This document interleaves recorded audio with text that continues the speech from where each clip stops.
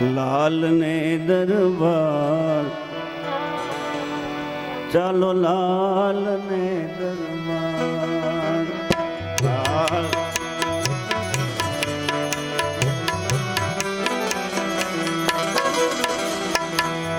લાલ ને દરબાર ચાલો લાલ ને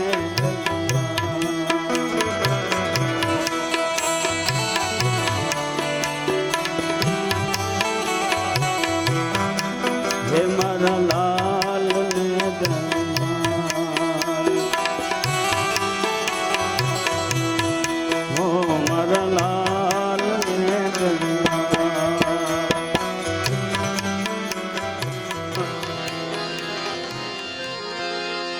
ઓ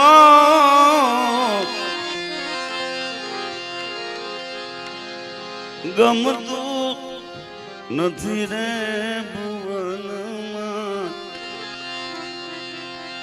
ખબર ક્યાં છે તમને ખબર ક્યાં છે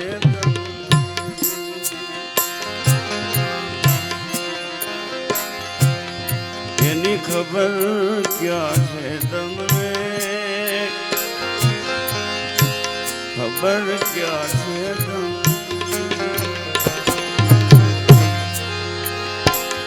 અમારી પડતી નથી પ્રભાતું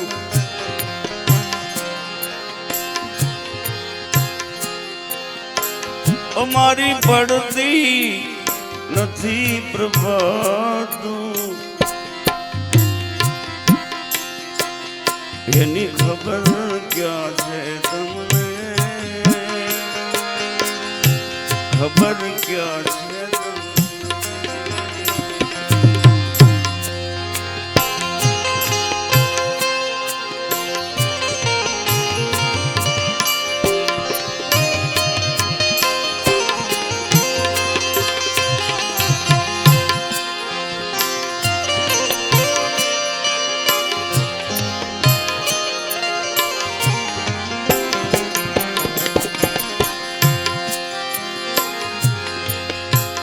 વિરહનો દરિયો જાણે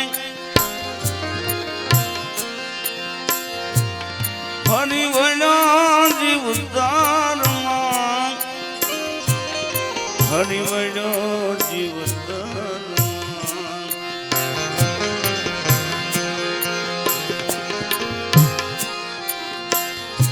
એ વિયોગીની વીતે નહીં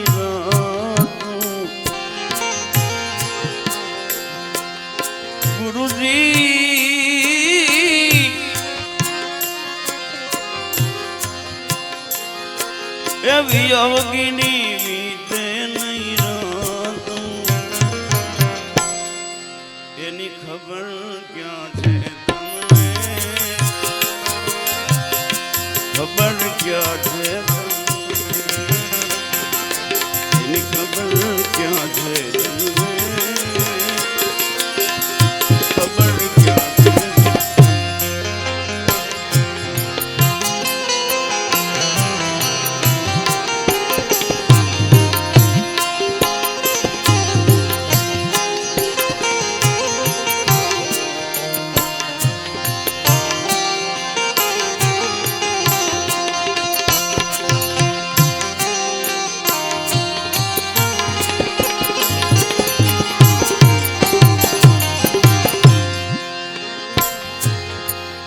તારો છું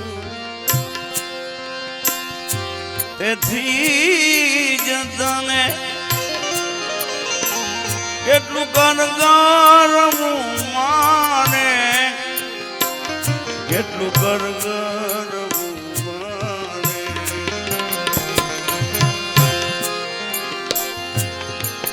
ધીરજ ખૂટી ગઈ મારી ગુરુજી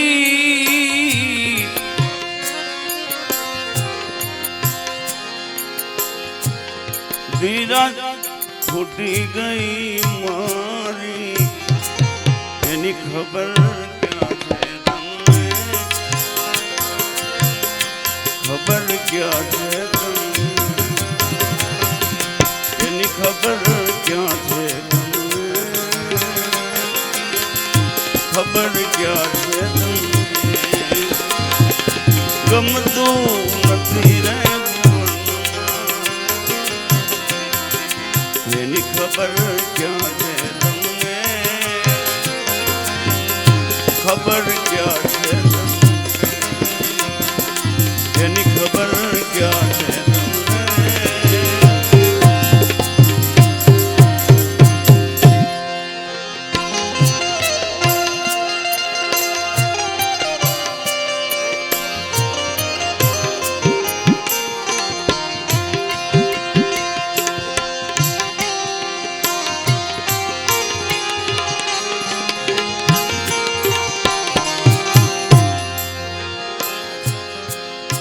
દર્દ તો ભરી દીધા વાલા વાલા વાલા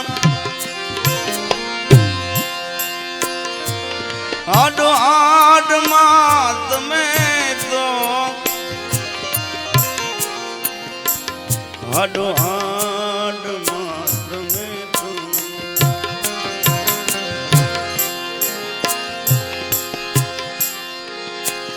એ હસમુખ થઈ ગયો નો દાનો ગુરુજી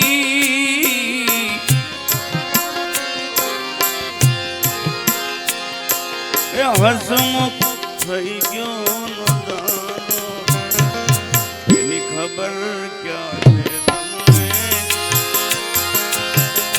ખબર ક્યાં છે ગમતું નથી રે એની ખબર ક્યાં છે તમને ખબર ક્યાં છે એની ખબર ક્યાં છે તમને ખબર ક્યાં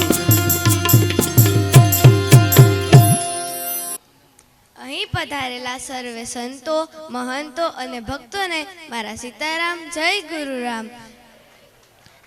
જપ તપ તીર્થ કીધા નથી કીધા ગંગા સ્નાન ગિરનારી લજિયા રાખજો કહે લાલ કેબી ભગવાન.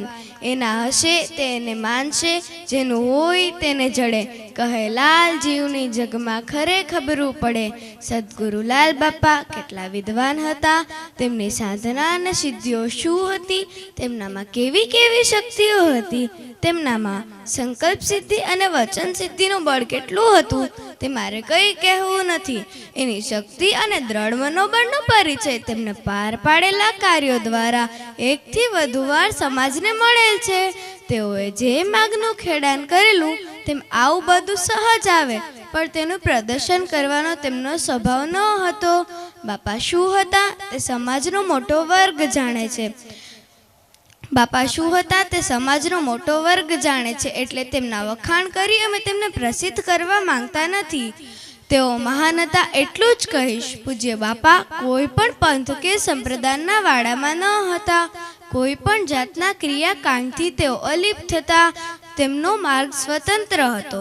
કોઈ પણ વ્યક્તિના પ્રભાવમાં તેઓ આવતા નહીં. સાધુ સંતો અને મહંતો તરફ તેમનો ભાવ હતો. ખૂબ પ્રેમથી તેઓ તેમનું સન્માન કરતા, તેમને આદર આપતા.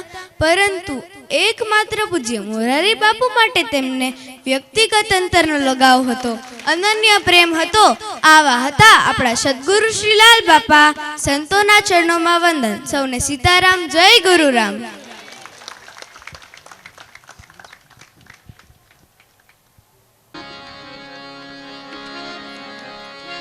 શ્રી રામચંદ્રમ શરણં પ્રપદ્ये શ્રી રામદૂતમ શરણં પ્રપદ્ये શ્રી રામ જય રામ જય જય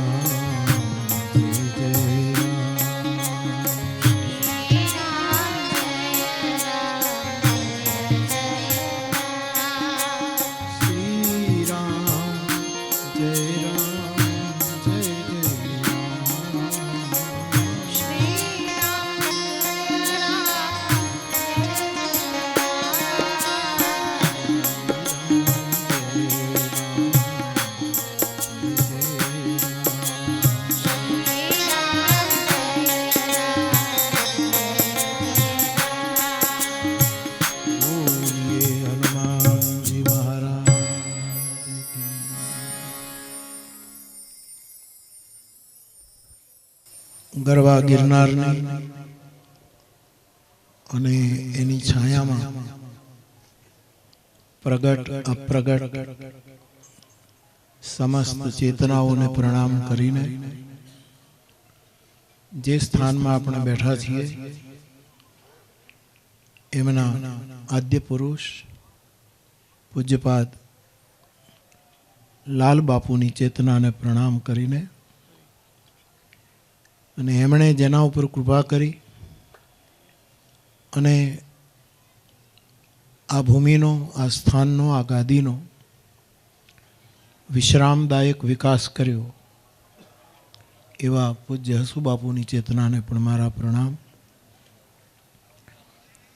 વર્તમાનમાં પૂજ્ય બાપુ, અન્ય સૌ પૂજ્ય સંત મહંતગણ, આપ સૌ બાપુના આશ્રિત સાધક ભાઈ બહેનો,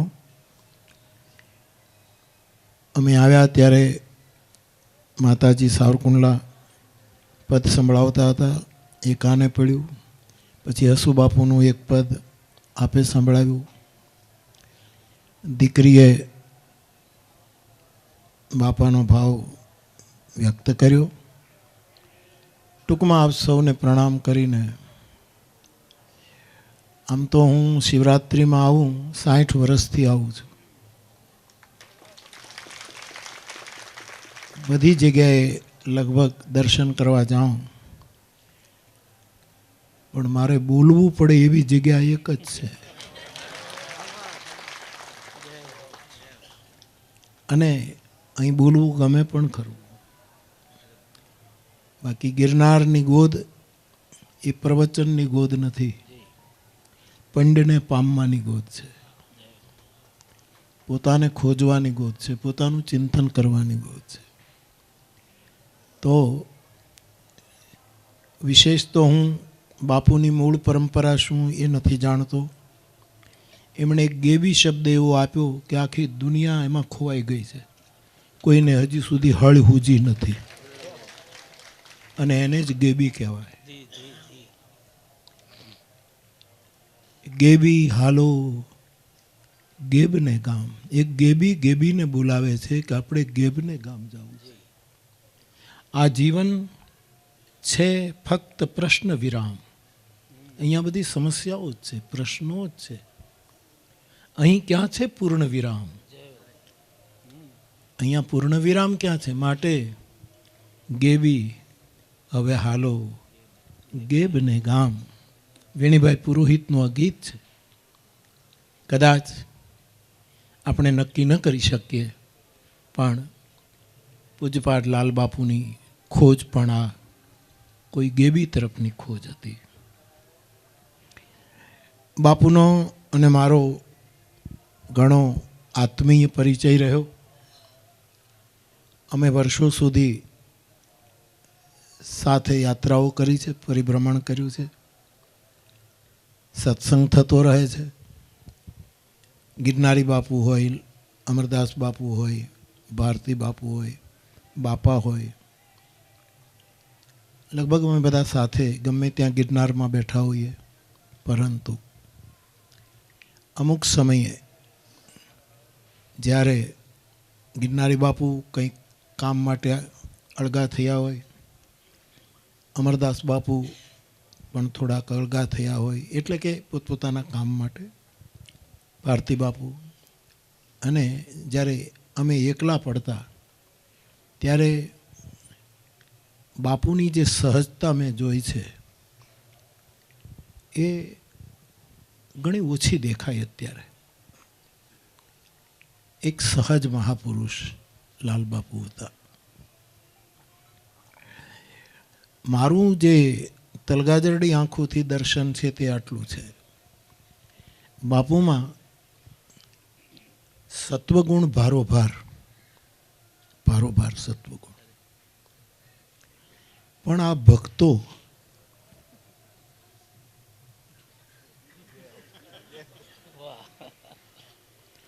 એમણે બાપુને સોનાની માળાઓ પહેરાવી, રંગીન કપડાં પહેરાવ્યા, સિલ્કી વાઘા પહેરાવ્યા, હારા હારા નંગવાળી વીંટીઓ પહેરાવી, અને જેને કાંઈ અડતું નહોતું એનો દેખાવ રજોગુણી કરી નાખ્યો.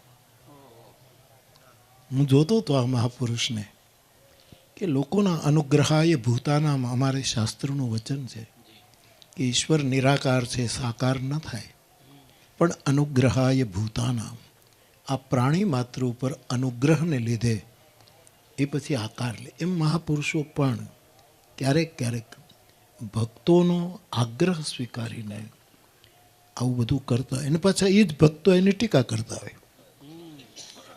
જેણે આ બધું પહેરાવ્યું હોય એને ઘરે એક વખત પધરામણી ન થાય, એને ન બોલાવ્યું હોય અને બીજાને બેને બોલાવ્યું હોય એટલે એ પાછું વિરુદ્ધમાં જાય. જે પોષતું તે મારતું એવો દિશે ક્રમ કુદરતી. જે પોષણ આપે એ જ પાછું મારણ કરે છે. પરંતુ બાપુનો જે સ્થાયી ભાવ હતો એ સત્વગુણી હતો. રજોગુણ, જેમ કોઈ મંચ ઉપર કોઈ અભિનેતા આવે ને એને ગમે તે કપડાં પહેરવા પડે અને એવો અભિનય લીલા કરવી પડે, પણ મૂળ સ્થાયી ભાવ સત્વગુણી રહ્યો. અને મેં અહીંયાથી ઘણી વખત કહ્યું છે કે જેતપુરની વાડીમાં મહેન્દ્રભાઈને ત્યાં અમારી કુટિયા, અમે રાત્રિના સમયે બધા બેઠા હતા અને પછી બાપુએ મને કીધું કે વાલા, મારે આ કપડાના માળાઓ કાઢી નાખવી છે. અને બાપુએ સફેદ ખાદીના વસ્ત્રો ધારણ કર્યા અને એક માત્ર તુલસીની કંઠી ગળામાં બાપુએ બિલકુલ વૈષ્ણવી રૂપ ધારણ કર્યું. મને કે બાપુ તમારી હાજરી, મેં કીધું બાપુ અમે કાંઈ ન કહી શકીએ, આપની લીલા, આપની મોજ. તો કે નહીં, મારે આપની ઉપસ્થિતિમાં. અને એકદમ એટલે રજોગુણ જે ઉપરથી આવ્યો હતો એને ફેંકી દીધો. અને તમો ગુણ તો મેં બાપુ ક્યારેય જોયો નથી કે બાપુ કોઈના ઉપર ખીજાયા હોય, અને કદાચ કોઈના ઉપર ગુસ્સો કર્યો હોય તો પણ નિર્વાણદાયક ક્રોધ જાકર, સાધુનો ક્રોધ મુક્તિ માટે હોય છે, કોઈને ડરાવવા માટે ન હોય. એટલે મેં તમો ગુણ તો જોયો જ નથી. પણ ધીરે ધીરે ધીરે ધીરે બાપુ આ સત્વગુણ, રજોગુણ તો ગયો મારી નજર સામે, સત્વગુણ પણ ધીરે ધીરે ધીરે ઓછો થયો. અને આપણે બધાને ખબર હોય આવી બધી અંગત વાતો કહેવાનું કોઈ કારણ પણ નથી વર્ષો પછી, અને તમે ક્યાં મારી પાસે પ્રમાણ માંગવાનો છો, પણ આપ સૌ મને બોલાવો છો એટલે બોલું છું. ગિરનારી બાપુનું આ પ્રેરણાધામ, એકરોમાં આ જગ્યા, આમાં અમારી કુટિયા બનતી, અમે અહીંયા રહેતા. અને ગિરનારી બાપુનો નિયમ હતો કે આખા મેળામાં દૂધ આપવું. મેળાની રાવટીએ આ ગિરનારી બાપુ દૂધ આપે. અહીંયા 2-3 વખત અમારો ઉતારો રહ્યો ત્યારે આ કશુંય નહોતું. અને પછી ગિરનારી બાપુ એમ કહે કે વાલા, મારે હવે આ તમને આપી દેવું છે. હા, પ્રેરણા મને.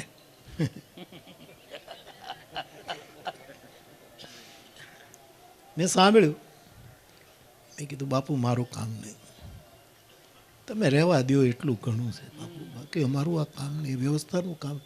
હું કાંઈ આશ્રમ બાંધવા થોડો નીકળ્યો છું, મારે તો આશ્રમથી બહાર નીકળવું. જાતિ પાતિ નહીં હરિના દેશમાં, મેલવો વર્ણનો વિકાર. એટલે આમે મને આમાં રુચિ જ ન હોય, હું આવું કરી જ ન શકું. મેં ના પાડી.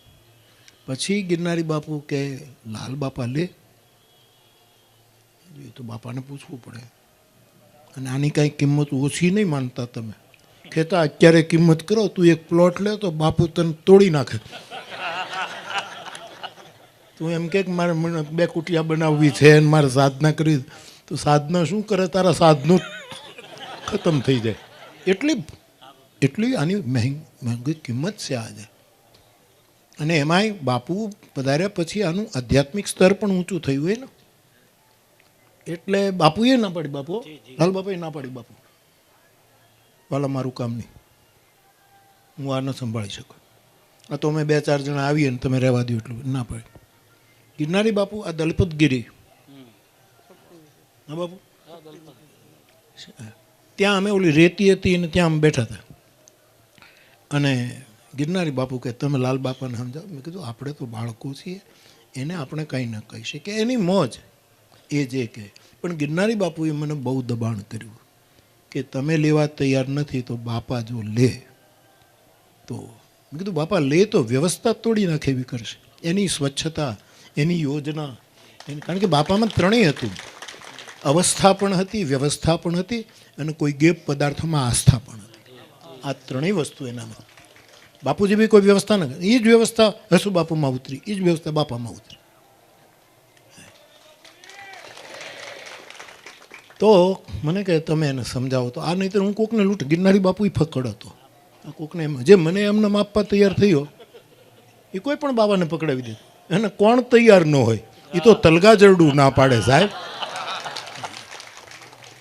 આ કાંઈ બાવળનો બગીચો નહોતો, કેસરનો બગીચો છે. એટલે મને કે તમે તમારું માનશે. મેં કીધું મારા ઉપર એનો અત્યંત સ્નેહાદર છે. મારી હાજરીમાં લાલબાપુ એક શબ્દ કોઈ દિવસ નથી બોલ્યા, નેવર. એ ચૂપ જ રહે. મને કે તમારું માનશે. મેં કીધું માને ખરા, પણ માને એનો અર્થ એમ નથી કે હું દબાણ કરી શકું. પછી રેતીમાં અમે બેઠેલા, એ બાપુને કીધું કે બાપુ ગિરનારી બાપુનો બહુ આગ્રહ છે અને આપ જો સ્વીકારો એમને તુલસીના પત્રે, અને કદાચ એક શરત હતી બાપુ દૂધ બધે વેચવાનું, કે તમારે ખાલી દૂધનો ચીલો ચાલુ રાખવાનો, એવી વાત હતી.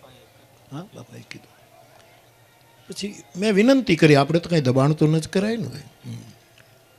અને પછી બાપુએ કીધું કે હું એક શરતે લઉં, હું ક્યારે ફગાવી દઉં એ કહેવાય ને. આ એનો ત્યાગ હતો. મેં કીધું બાપુ લો તો ખરા એક વખત, સાદું નહીં તારા કોક ઉપાડી જશે, બધા ટુકડા ટુકડા કરી નાખશે, અને હવ જેને ફાવે એવી ધજા ચડાવશે. અને પછી બધું પછી બાપુ માન્યા અને આ બધું અર્પણ થયું. પરંતુ સમય આવે બધું હસમું બાપુને સોંપી દીધું, હસુ બાપુને આપ્યું. હાથીજણ બાપાને, ભાઈને, મહાદેવ એને આપ્યું. આમ પેલું કયું અમદાવાદમાં શું છે, ગોમા, ત્યાંય હું ગયો હતો. બાપુના જેટલા જેટલા થાપા હતા હું બધે જઈ આવ્યો. એ કોકને આપી દઉં. સુરતનો કેટલી મોટી જગ્યા બાપુ. અમારા મૂળદાસ બાપુ એને અધિકારી માન્યા, એને આપ્યું, અને મૂળદાસ બાપુ ફાવી ગયા. કેવી મોટી સંતાન, એ પણ કેવા કેવા રૂડા કામ કર્યા કરે ગુરુ નિષ્ઠાથી. એટલે આ બધું જ બનાવ્યું, લીધું, અને કૃષ્ણએ દ્વારકા ડૂબાડી દીધી, અને ડૂબાડી નહીં, હારા હાથમાં હોપી દીધી. એટલે હજી આ સત્કર્મનો ચીલો ચાલે છે, અને આમનમ ચાલે ત્યારે એનો આત્મા કેટલો આનંદિત થતો હશે. કેટલું રામાયણમાં, અરે ઉપનિષદોમાં એમ લખ્યું છે કે ન કર્મણા ન પ્રજયા ન ધનેન. આશ્રમ પાસે ધન કેટલું છે, એફડી કેટલી છે, એના સેવકો પ્રસંગે કેટલું દાન આપે છે, એનાથી કોઈ દિવસ શાંતિ નથી મળતી. આશ્રમના શિષ્યો કેટલા છે, 2 લાખ ફોલોઅર્સ કે આટલા, એનાથી શાંતિ નથી મળતી. ન કર્મણા, અને આશ્રમ કેટલી સત્કર્મ પ્રવૃત્તિ કરે એનાથી પણ શાંતિ નથી. એમ ઉપનિષદ કહે છે. ન કર્મણા ન પ્રજયા ન ધનેન. તો પણ મળે કેમ કે ત્યાગે નહીં કે અમૃતત્વમાં શું, એકમાત્ર ત્યાગથી જ શાંતિનું અમૃત પ્રાપ્ત થાય છે, બાકી મળતું નથી. તો બાપુએ બધું ત્યાગ્યું, બેસી ગયા, અને આજ બીનું પદ ચાલે. એના પગ દેખાતા નથી પણ કામ ચાલુ છે, એના હાથ દેખાતા નથી પણ સત્કર્મ ચાલુ છે. એક કથા મેં અહીંયા કરી, કાગવસુંડીજીની સાધનાના 4 વૃક્ષોની નીચે એને કઈ રીતે સાધના કરી એની કથા. એટલે કે આ ભૂમિ બાપુએ એક સાધુના કહેવાથી સ્વીકારી અને પાછી સારા હાથમાં સોંપી દીધી. એવા એક આપણે ન સમજી શકીએ એવા મહાપુરુષ. અને કાલે નહીં કીર્તિ નહોતો ગાતો, કે જેને આપણે ઓળખી જ ન શકીએ એને આપણે ખુદા કેમ કહેવું? હું આ ભરત બાપુને ઓળખું જ નહીં તો એને ભરત બાપુ કેમ કહું? હું એને ઓળખું નામે રૂપે તો હું કહું કે આ ભરત બાપુ. પણ જેને આપણે ઓળખતા જ નથી એને ખુદા કેમ કહેવું? અને જે ઓળખાઈ ગયું હોય એ ખુદા હોય જ નહીં. એમ જે સાધુને ઓળખતા નથી એને આપણે સાધુ કેમ કહેવું? અને જે ઓળખાઈ જાય એ સાધુ હોય જ નહીં. જે ઓળખાઈ જાય એ સાધુ ન હોય, એ અગમ હોય, અલખ હોય. એટલે મને તો વિશેષ કાંઈ નહીં, પણ અમે સાથે ઘણું ફર્યા એનો બહુ લાભ મળ્યો. એવા એક સરળ ચેતના એની પ્રાસાદિક આ છાંય. અને જો મેં આ લીધું હોત તો હું આ સાંભળી જ ન કીધું, મેં આંબા કપાવી નાખ્યા હોત બાપુ. સમજ્યા? આપણું આ કામ જ નહીં. બાપુએ કેટલા મંદિર બનાવ્યા, ભક્તોના આવાસ બનાવ્યા, કેટલું કેટલું. અને પછી હસુ બાપુ એ જ ધારામાં ગયા, રોજ એક ભજન લખે.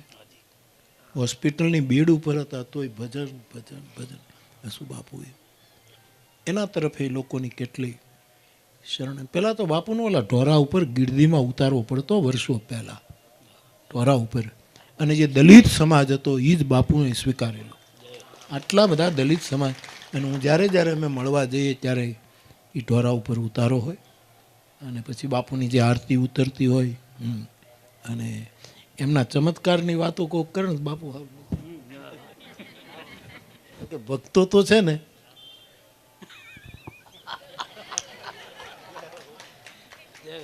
ભગવાનને પહોંચાય, ભક્તોને ન પહોંચાય. ભગવાનને તો પહોંચી વળાય સાહેબ. નરસિંહ મહેતો પહોંચી વળ્યો. ભગવાન અરે કાંઈ નક્કી નહીં બાપુ, કાંઈ નક્કી નહીં, કશુંય નક્કી નહીં. આપણને પગે લાગવા પગ પકડે છે કે આપણને પછાડવા એ નક્કી જ ન થાય.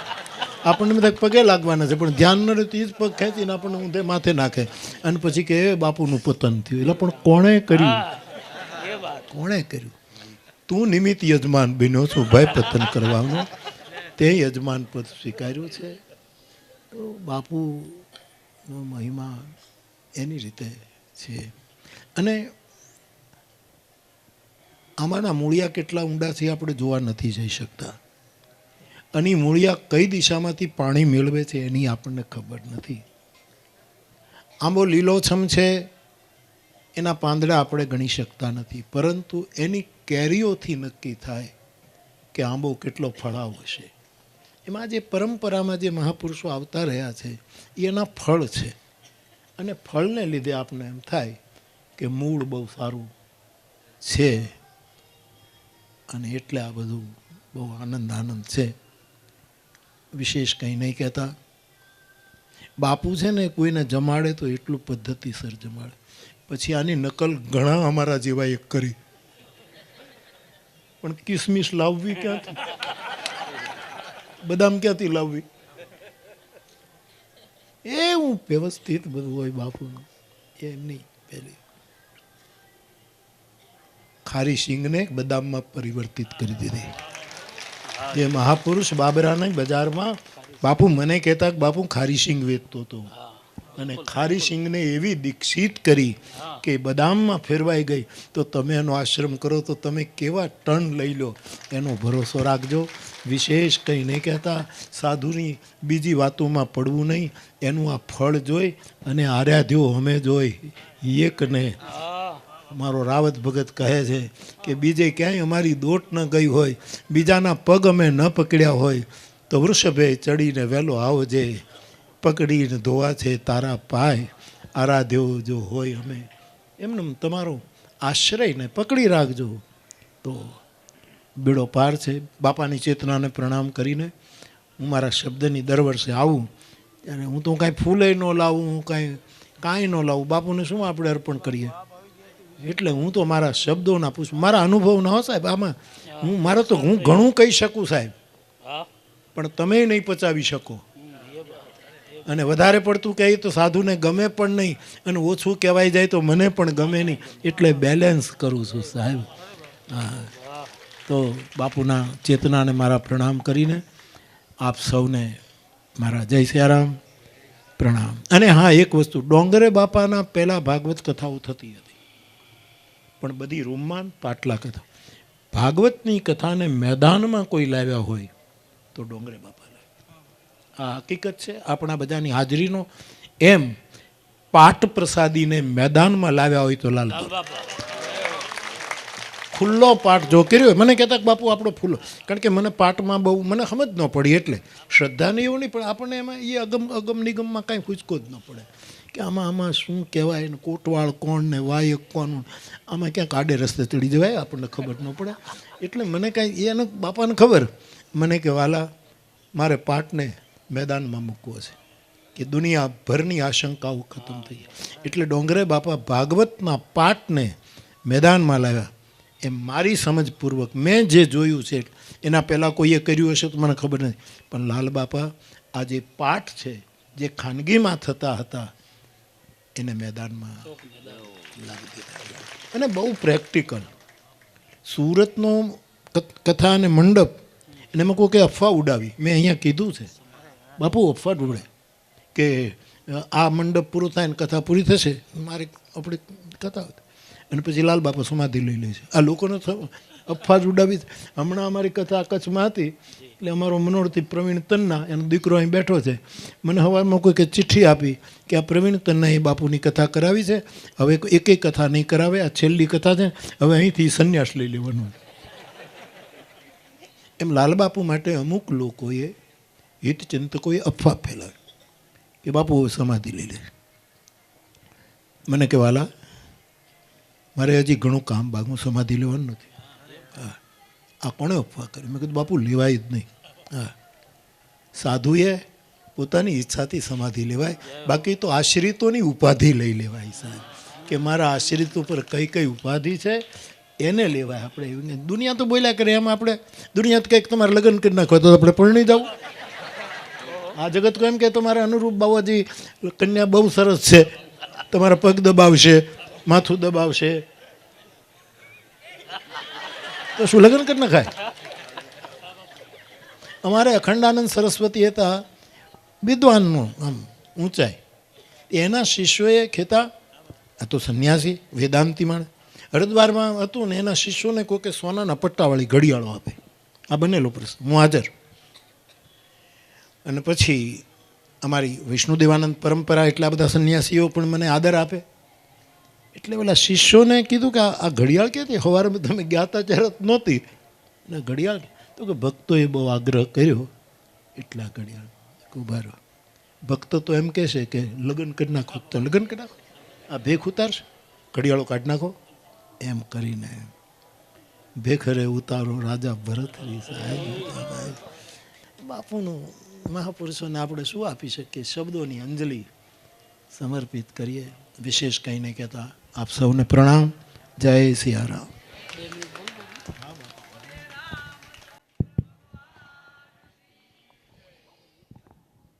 गिरनारी महाराज की, सर्वे संतन की, सत्य सनातन धर्म की, चेतन समाधि वालों की, गेबीराम बापा की, सदगुरु श्रीलाल बापा की.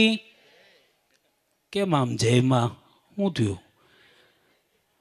બોલ ગિરનારી મહારાજ કી. ખમા ખમા ખમા. અમારે રાવત બાપાનો એક દોહો મને યાદ આવી ગયો. દુર્ગંધ આવે છે દંભની, ડાયા તણા દિલમાં, મજા નથી મહેફિલમાં, સમજીને છેટો રેજે રાવતા. પરંતુ લીલી ને પીળી બાવાજી, તારી ધજાયું ફરું કે વાલા, પણ ધોળી રે ધજા પર જાવું વારી. હે એવો ગરવો દાતા ગિરનારી બાવો ગિરનારી. કોના હાથમાં જાત અને શું થાત, પણ આ તો ધોળી ધજાવાળાના હાથમાં આવી ગયું, ઠેકાણે પડી ગયું. શિવરાત્રિ ની આગલે દિવસે બાપાને લક્ષમાં રાખીને બાપુ આપણી સંભાળ લેવા આવે છે અને આવતા જ રહેશે, એમાં કોઈ શંકાને સ્થાન નથી. કારણ કે એની સામે જોઈને આવે છે, અમારી સામે જોઈને નથી આવતા. બાપા એક પદ લખ્યું, એમાં એવું લખ્યું કે હું તો લાયક નથી અને કૃપા તારી, લાલ ગેબીના નામ પર જાઉં વારી. હવે જ્યાં ત્યાં મને દોડાવીશ માં, મારો જામેલો વિશ્વાસ ડગાવીશ માં. તર છોડીશ માં, તું ફગાવીશ માં, મારો જામેલો વિશ્વાસ ડગાવીશ માં. તો વેર કોઈથી રાખે નહીં અને લાગે સૌને વાલો, વેર કોઈથી રાખે નહીં લાગે સૌને વાલો. સેવકોના હૃદયામાં કાયમ રમતો ઈ ગેબી ગુરુનો લાલો. આપ સર્વને પ્રણામ, બાપુના ચરણોમાં વંદન. જય ગિરનારી, જય ગુરુરામ, જય સિયારામ.